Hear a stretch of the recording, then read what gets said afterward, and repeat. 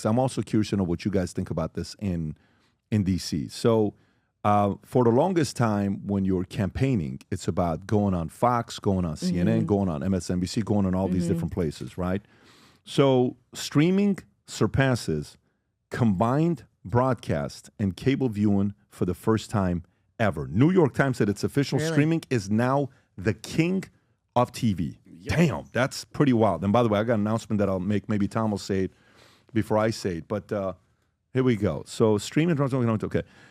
Nielsen's Tuesday report revealed that in May, streaming services accounted for a higher share of television viewing than cable and broadcast networks combined. And John Copeland, noting it is the first time that has happened over a full month. In 2021, streaming held 26% of TV time compared to nearly 2/3 of cable and broadcast, a gap that has now closed, and streaming surpassed traditional TV viewership in just 4 years. Wow. Viewers over 65 who represent 1/3 of total TV viewing drove the shift, with Nielsen stating their YouTube watch time last month grew 106% from May of 2023, equaling the viewing hours of children under 11 years old. Since 2023, this age group has been the fastest growing for YouTube and TV sets, particularly favoring free non-subscription platforms like YouTube. The surge of streaming was initially led by younger viewers, but the adoption by older viewers who watch more television than any other group solidified the overtake, as older viewers have been moving to streaming in droves in the last few years. How do you guys view, as you're campaigning, as you're doing your thing, is it still the talks about going on Fox, going on mainstream, or is everybody bought into the fact that the way to do it is podcasts, different YouTube channels to go on? I do a lot less mainstream media now. Like I get an ABC News or CBS News request. I'm like, yeah, I'm good. I do Fox News though. Still, I think they've got a great reach, their online reach as well. But last year when I run my own races, when I had my campaign, we only did cord cutters for the TV. We did just streaming only and some digital stuff. I didn't do cable or broadcast, really any of that, hardly. I put more of my effort into streaming, and in fact, like Spotify YouTube, to reach every possible audience I could because of all the cord cutters. I'm in a pretty, I think, wealthy, modern district. We have a lot of cord cutters, and that's where I focused most of my investment when I got my reelection. I won by a larger margin last year than I ever have. How big was the margin? 27%, 27% in my primary, Republican primary. I had somebody spend over $7 million against me in that race. It was tough. And then my general election, I won by 18 points. Now, mind you, 4 years ago, I won by 1. When I flipped a Democrat seat. So I won by 1 the first time 4 years ago. By my re-election this past year, I won by almost 20. In the primary, you used $7 million against you. Over $7 million was spent against me. Damn. Over 1 vote. Wow. Tom. Well, first of all, congratulations for that. We know Beth Van Dyne, and she had a similar experience where she won by a razor as Pelosi was pouring money into Dallas 24. Yep. And then when the vote was counted, the next one, she destroyed them once they saw what she was going to do.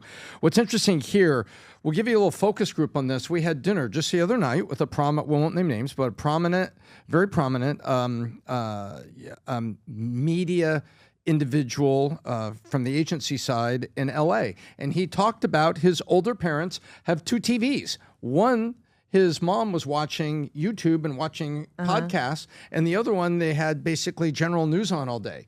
But there was people over 65 sitting there watching it. And that's similar for my mom. My mom watches on the small.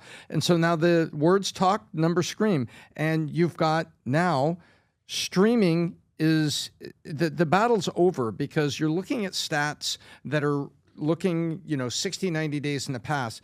And what's happening going forward is the cable subs are going down. You see it every quarterly report that the Comcast makes, and your DirecTV, a shell of its old previous self. And so now you've got the new audiences are choosing podcasts. And more importantly is they see the podcasts as sources of more authenticity, and they're increasingly skeptical of what's going on. And we know CNN's for sale. It's just been packaged up in a little package, and they're going to spin it on the stock market as a separate company. And that's where they're going with that. And by the way, when they were trying to sell CNN, they actually literally said, don't worry about the contracts. We'll mitigate the contracts. And we've got Caitlin basically on the rookie deal, only at about $3 million a year. So they're even selling against themselves. And the era of high dollar Anderson Coopers are over. You know, those contracts are going to be out. They're going to be cut. And then you're like, Jim Acosta has to go find an audience on a freaking podcast. He can't say that on mainstream media because they won't have him on. So even he is knurfing for moisture, looking out on a podcast, trying to find some place that'll let him speak. So I think this is a wonderful thing, but more than just the shift to cord cutters, it is a shift of America looking for authenticity and looking for opinion that they can trust. Did somebody give you like 2 additional cups of coffee last I think they 7 minutes, 11 minutes? Some happened. I'm out of coffee. That's all. That was spot on. Where though. did it go? He was spot on. Did you hear about what Netflix announced? No, what did Netflix announce? So Netflix has got 350 million viewers, right? Massive. Now they're thinking about getting into the podcast game. Really? So imagine now you're watching Netflix and you're like, let me watch Rogan, let me watch Flagrant, let me watch, Theo, let me watch. Now, right there, Netflix is eyeing video podcasts as it expands beyond TV and film. As YouTube dominates the podcast space, Netflix sees an opportunity to woo creators and blur the lines between talk shows and podcasts. Coming to a TV near you, folks. Netflix wants to get huge built-in audience for any podcaster that can get on Netflix. Business folks, here's what we got. A guy named Jamie Hepp texted me yesterday. Look, it's so funny. He literally just texted me right now.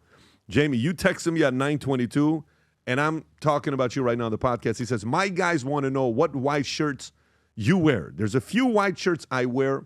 One of them is this Valuetainment white shirt. By the way, it hugs you. It feels so good. For business folks, this blue shirt that I got on, we got this in blue, white, and black.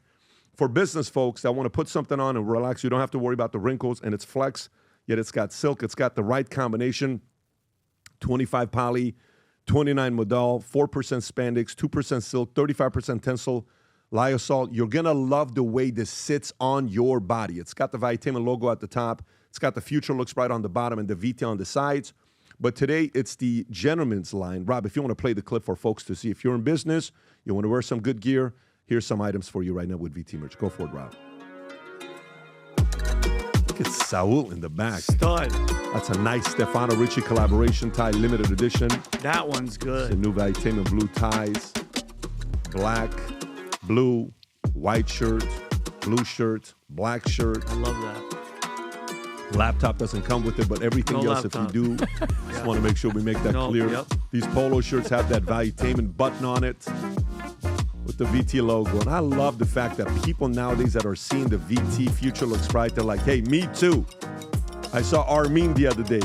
He posted a video with the Valuetainment hat and Future Looks Bright hat. I absolutely freaking love it. Go to VTmerch.com, Rob, to see what the gentleman's collection is so people What do can you mean? see What it. about the Prince that you've interviewed twice says in his statement, the future looks bright? Gotta love Come the on. fact Are that you kidding this me? is becoming Come on. real around the world. Come but on. go sport it, represent it, wear it at work, put it together, get your power tie on.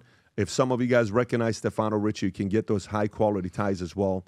But we got different items that's there on VTmerch.com, VTmerch.com. We did not buy a lot of supply of these. These are 50, 48, 96, so it's not something that it's a lot of supply that we picked up.